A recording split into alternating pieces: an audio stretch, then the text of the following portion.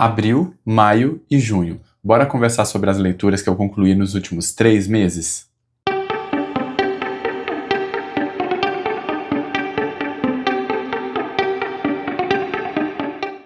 Fala pessoal, sejam muito bem-vindos a mais um vídeo do canal e hoje eu queria compartilhar com vocês as últimas leituras que eu concluí, os últimos livros e HQs. Tiveram algumas leituras ótimas, outras nem tanto, mas antes da gente começar, eu queria mudar o nosso combinado. No último vídeo de recapitulações, a gente tinha combinado que eu faria esse tipo de conteúdo de 2 em 2 meses. Só que eu repensei, eu acho que é melhor dar um intervalo de 3 meses, porque assim eu consigo trazer mais leituras para vocês. Tá joia? Então, estamos combinados. E agora, vamos para o vídeo de hoje. Bom, e as 3 primeiras leituras vocês já viram aqui no canal, porque eu fiz um vídeo especial só sobre elas, então eu nem vou me delongar muito, mas o link vai estar aqui no box. E para quem ainda não assistiu, esses são os 3 livros já publicados pela Fernanda Torres. Eu fiz uma espécie de imersão na obra dela e adorei a experiência. O problema é que agora eu tô órfão, né, porque ela não publica nada de novo desde 2017. E a Fernanda é a prova cabal de como o universo pode ser injusto e de como é absurdo que uma pessoa só reúna tantos talentos. Inclusive, sobre isso, tem um texto bem interessante, escrito pelo Antônio Prata, na orelha do livro de crônicas que eu queria ler para vocês. Ele diz o seguinte: se o mundo fosse justo, Fernanda Torres escreveria mal, e não haveria nada de errado nisso. Uma das maiores atrizes brasileiras, bonita, bem casada, filha de Fernando Torres e Fernanda Montenegro, mãe de 2 filhos e magra, lembra minha mulher? Receberíamos seus textos como quem vê Bill Clinton tocar saxofone, Chico Buarque jogar futebol, Paul McCartney expor umas telas. Eles são bons em outras áreas, desde que se divirtam à toa, vai. Acontece que Deus foi bem pouco equânime ao aspergir talentos sobre esta pobre humanidade. Enquanto a maioria de nós se esforça para fazer, mal, uma coisa só, Fernanda Torres vem mostrando como escritora o mesmo talento que a consagrou como atriz. Então é isso, eu não tenho mais nada a acrescentar, e se vocês quiserem saber as minhas opiniões de leitura, vão conferir o vídeo que eu já fiz. A próxima leitura foi mais uma história arrasadora e extremamente triste da Conceição Evaristo, e eu tô falando do Ponciá Vicêncio. Eu adquiri esse livro recentemente numa troca de sebo, inclusive eu registrei isso em vídeo, vou deixar o link aqui no box, mas naquele vídeo eu tinha prometido para vocês que eu leria esse livro muito em breve e cá estou eu cumprindo a minha dívida literária com vocês. Aqui a gente vai acompanhar a jornada dessa personagem, a Ponciá, que é uma mulher muito marcada pelas perdas familiares, pelos desencantos da vida e por uma herança colonial muito forte. E logo na introdução desse livro, escrito pela própria autora para essa edição aqui da Palas Editora, ela vai comentar como ela é comumente confundida com essa personagem, com as pessoas chamando ela de Ponciá Evaristo, e eu achei isso muito curioso. Inclusive eu vou ler um trechinho dessa introdução para vocês. Às vezes, não poucas, o choro da personagem se confundia com o meu no ato da escrita. Por isso, quando uma leitora ou um leitor vem me dizer do engasgo que sente ao ler determinadas passagens do livro, apenas respondo que o engasgo é nosso. A nossa afinidade, Ponciá e eu, é tão grande que, apesar de nossas histórias diferenciadas, muitas vezes meu nome é trocado pelo dela. Recebo o nome da personagem de bom grado. Na confusão, já me pediram autógrafo, me abordando carinhosamente por Ponciá Evaristo e, distraída, quase assinei, como se eu fosse a moça ou como se a moça fosse eu. E eu acabei fazendo muitos paralelos entre essa personagem e a Macabeia, da Clarice Lispector, porque ambas são destituídas de sonhos, absorvidas de muitas tristezas. Inclusive, eu achei até interessante e muito triste também, porque parece que as duas têm algum tipo de deficiência, talvez algum grau de autismo, mas que na verdade é possivelmente só um reflexo dessa extrema pobreza, né, dessa falta de recursos que faz com que elas criem mundos muito particulares, né, como um refúgio para esse sofrimento que elas estão vivendo. O livro vai discutir bastante um sistema análogo à escravidão ao retratar o povoado onde a Ponciá nasceu, né, com famílias sendo reféns dos grandes coronéis. A própria personagem é neta de escravos, mas esse é um sistema que se perpetuou por gerações até chegar nela mesmo após a abolição, e o próprio nome, né, Vicêncio, é uma herança colonial porque ele vem dos donos daquelas terras, né, o que já sugere e deixa implícito todo um legado de violência e exploração sexual e de propriedade com relação às mulheres pretas. Outro recurso frequentemente utilizado nesse livro é o da memória. Só através da memória é que a Ponciá consegue ultrapassar os dias e seguir em meio a todo esse sofrimento. E é nesse fluxo de recordações que ela vai lembrar dos mortos, dos familiares que ela deixou para trás, dos tempos de menina, ou seja, de todas essas pequenas felicidades que ela conseguiu vivenciar. Ou seja, gente, esse aqui é um livro muito precioso, que apesar de não ser o meu favorito da autora, com certeza é um romance bem memorável.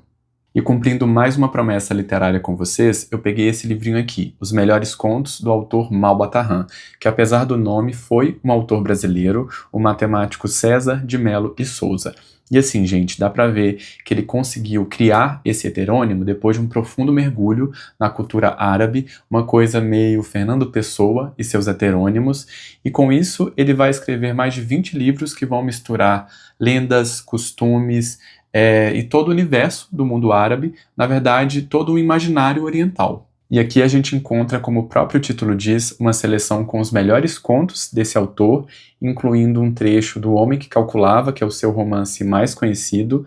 E falando nisso, uma coisa que eu achei interessante dessa antologia é que depois de cada conto, eles apontam qual foi a coleção original de onde esse conto saiu. Então dá pra gente buscar, caso a gente fique interessado.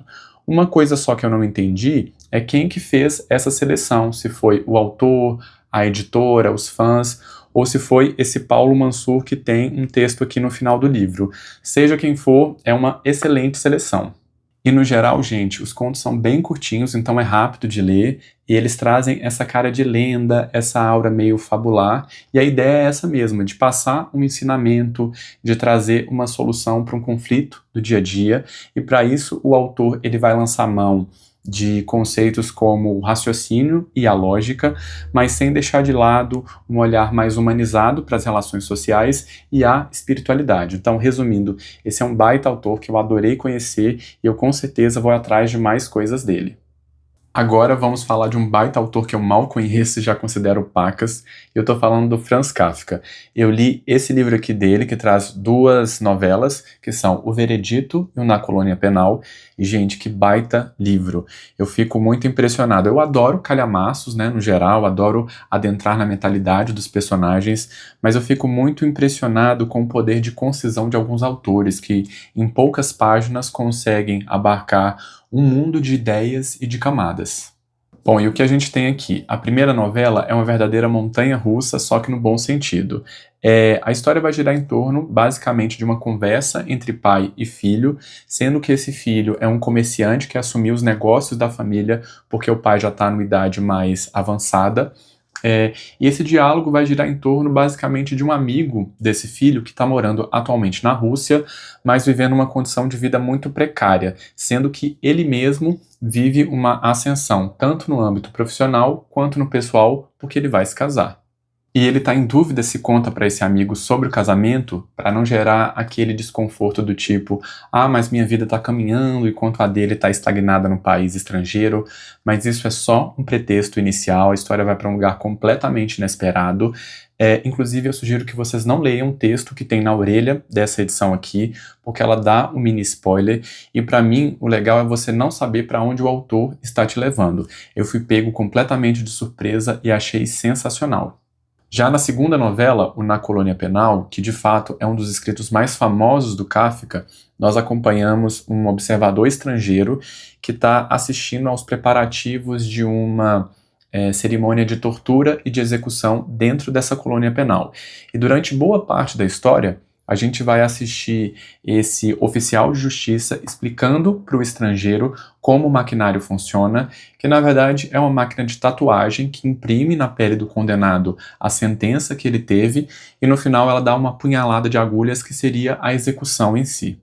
E é interessante porque esse oficial vai representar um apreço pelas velhas instituições, por um sistema falido, e ele vai ter um fascínio quase que divino por essa máquina, né? Porque para ele ela é um símbolo dos valores que regiam aquela colônia no passado.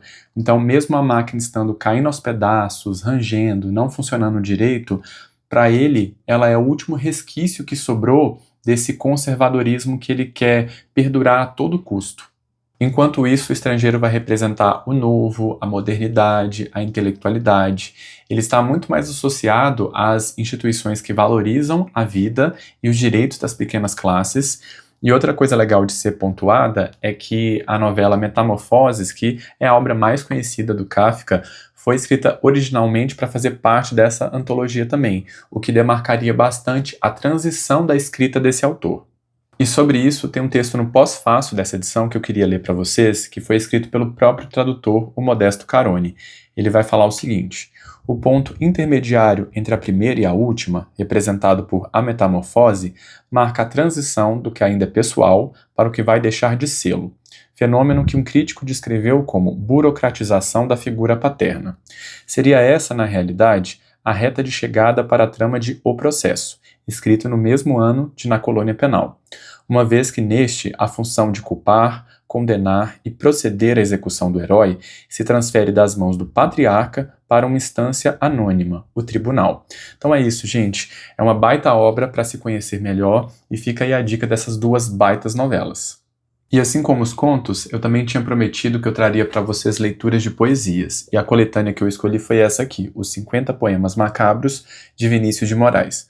O que é muito curioso, né? Porque esse autor ele é muito conhecido por seus poemas românticos, por suas parcerias com Tom Jobim, Toquinho, mas aqui a gente tem uma faceta desse poeta muito mais sombria, fúnebre e às vezes até mesmo grotesca.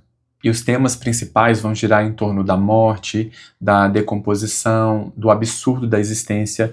E o que eu acho mais legal é exatamente esse olhar que vê beleza naquilo que geralmente a gente sente asco. E eu queria ler para vocês um dos poemas para vocês sentirem o tom. O nome do poema é A Morte. A morte vem de longe, do fundo dos céus. Vem para os meus olhos, virá para os teus. Desce das estrelas, das brancas estrelas, as loucas estrelas, trânsfugas de Deus, chega impressentida, nunca inesperada, ela que é na vida a grande esperada, a desesperada, do amor fratricida, dos homens, ai dos homens, que matam a morte por medo da vida. Lindo demais, né?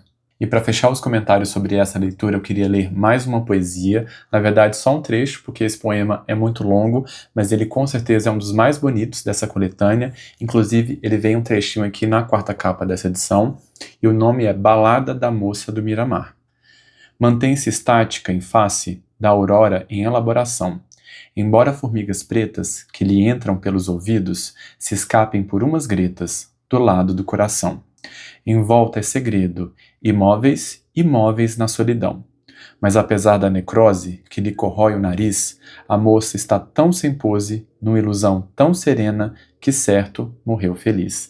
Bonito demais, gente. Inclusive, fica a recomendação para quem, né, não tem muito costume de ler poesia, essa aqui é uma ótima forma de começar. E como nem tudo são flores nessa vida, eu li um dos piores livros que eu li até agora, que foi Os Sete Maridos de Evelyn Hugo.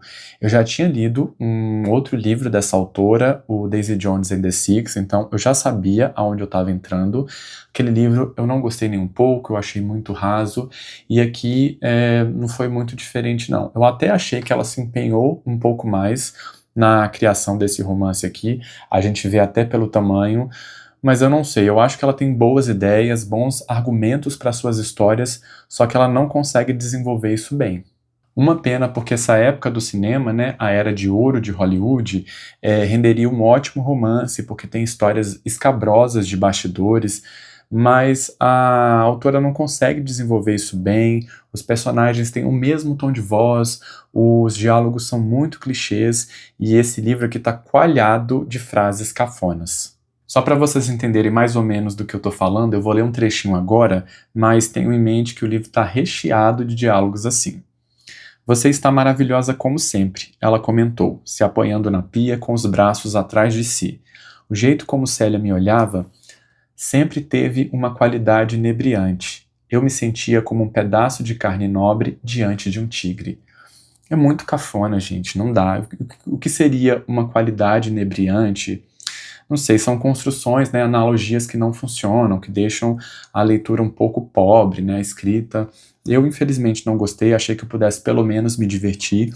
Então, assim, se vocês querem ler um livro sobre uma figura ficcional, né, um ator durante a sua carreira e suas desventuras, eu sugiro esse livraço aqui, A Glória e Seu Cortejo de Horrores, que vai ter o mesmo objetivo, só que aqui é dentro de uma realidade brasileira, mas com certeza vai ser uma leitura bem melhor.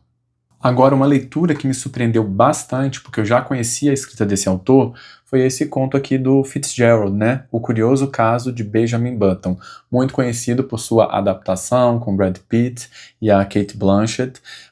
Eu já conhecia essa história, obviamente, por conta do filme, mas fiquei muito impressionado com a qualidade da escrita do autor nessa história aqui.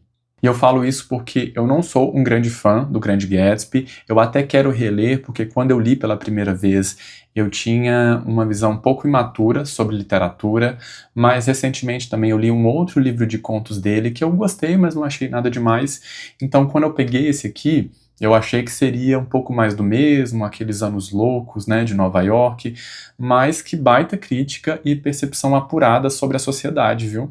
Então, se por acaso alguém não conhece essa história ainda, aqui a gente vai acompanhar, né, como o nome diz, o curioso caso do Benjamin Button, que é um garoto que tem uma condição muito especial, né? Ele nasce velho e ao longo dos anos ele vai rejuvenescendo.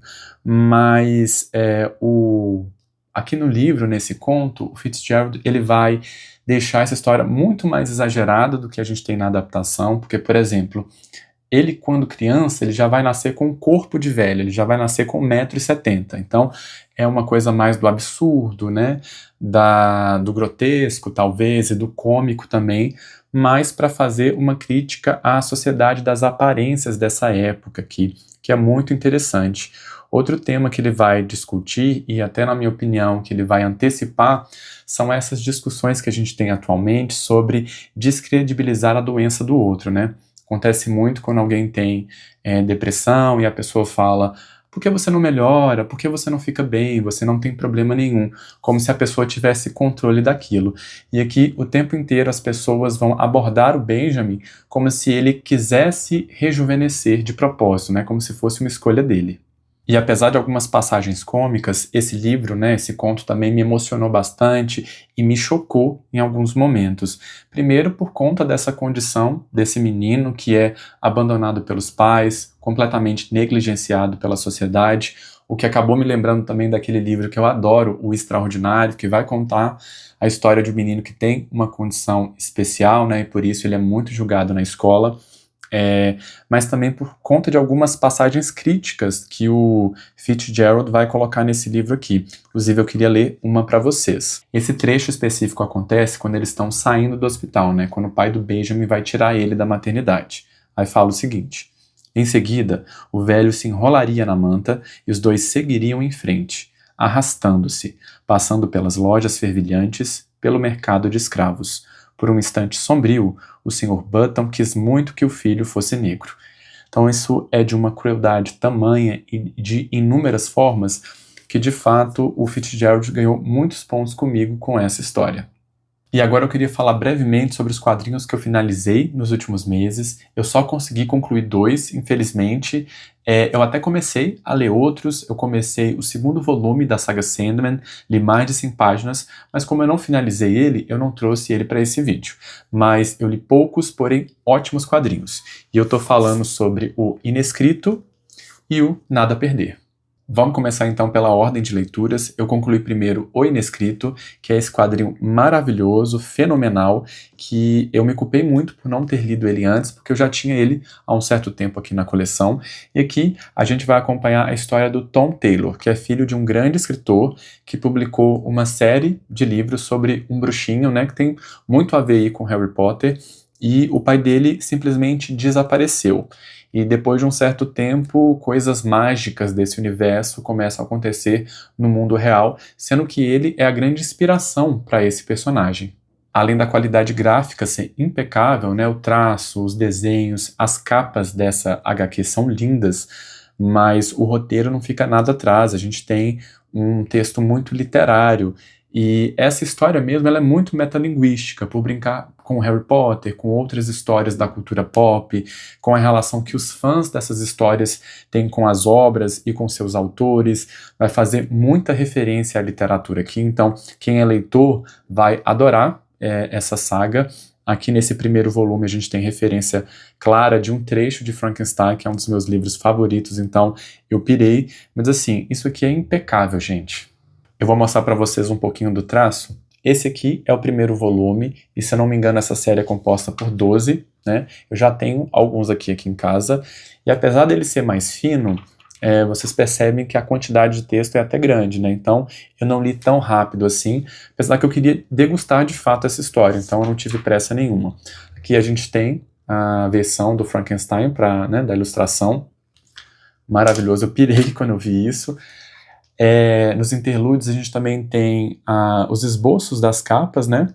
E claro, as capas que separam as histórias, que são maravilhosas, que lembram um pouquinho a arte de mangá. Gente, isso aqui é espetacular. Eu acho que aqui a gente tem um roteiro perfeito para uma série da Netflix. Além da metalinguagem, o quadrinho vai abordar outras temáticas bem interessantes, como identidade. Então, a forma como você se percebe, como as pessoas te enxergam, sobretudo quando você é uma figura pública. Outro tema que é muito associado a esse primeiro que eu já comentei é o fanatismo da cultura pop. Então, como o comportamento dessas pessoas, né, desses fãs, chega às vezes a ser até agressivo. Então é isso, fica essa baita dica de leitura para vocês, e eu tô doido para pegar o próximo volume. A segunda HQ que eu li também não fica nada atrás, eu achei maravilhosa, e é o Nada a Perder, do Jeff Lemire. Do Lemire eu já tinha lido a saga Sweet Tooth, que eu gostei, eu não tinha amado de paixão, mas eu gostei, inclusive eu mantive na minha coleção e pretendo reler para trazer minhas impressões de leitura para vocês, mas isso aqui, gente, tá em outro nível de qualidade. O Lemire é um quadrinista muito conhecido por ter um traço mais duro, áspero, cheio de arestas, que enaltecem muito a velhice dos seus personagens. Eu acho que isso dá muita identidade para os trabalhos dele, mas aqui, além desse traço que é muito marcante, tem uma outra coisa que ele utilizou que eu adorei, que foi a brincadeira das cores. A gente tem um tempo presente nessa história, que é sempre representado nesse tom azulado, né? E quando a gente faz estudo das cores, o azul ele sempre remonta ao clima gélido, à tristeza, né, melancolia dos personagens, e isso está muito presente aqui dentro dessa história, mas quando esses personagens vão se lembrar, né, de memórias, de passagens anteriores da vida deles, o quadrinho fica colorido, então você tem essa brincadeira nas transições aqui, que eu achei genial, assim, e realmente deu muita vida para essa história e muita originalidade. É lindo, gente, eu achei maravilhoso. E inclusive ele vai usar isso como recurso narrativo da história, né? Por exemplo, nessa página dupla aqui, em que você tem os personagens rememorando o passado e a imagem aparecendo aqui em forma de balão. Eu achei que tiveram saídas bem criativas que ele utilizou dentro desse storytelling, né, que ele está contando aqui. Inclusive, as cores também vão aparecer de forma muito pontual no tempo presente, onde é tudo azulado, mas geralmente com o vermelho, né, porque essa é uma história muito violenta, então o vermelho em forma de sangue, inclusive até mesmo em forma de splash, vai deixar bem demarcada. E basicamente essa é uma história de ciclo de violência, né, que é passado de pai para filho, e como alguém precisa quebrar isso em algum momento. Com isso a gente tem uma trama muito simples, né, de um morador de uma cidade bem pequena do Canadá, que tem um passado no hockey, mas ele é tido como o outsider dessa cidade, né, como o valentão, o cara que briga muito, que arruma confusão com todo mundo no boteco da cidade, mas tem alguma coisa nesse passado dele que vai justificar, né, esse comportamento, e ele vai chegar no momento de escolha quando a irmã dele acaba chegando nessa cidade. Gente, eu não quero falar muito mais, porque como a história é muito simples, é legal você acompanhar do início ao fim, e fica aqui essa baita dica. Se você, assim como eu, não gostou tanto do Sweet Tooth, aposta no Nada a Perder, que você tem muito a ganhar. Então é isso, pessoal, espero que vocês tenham gostado desse vídeo. Agora já me dá aquele like, siga o canal e compartilha aqui nos comentários se vocês ficaram interessados em alguma dessas leituras, tá joia? Um cheiro pra vocês e até a próxima!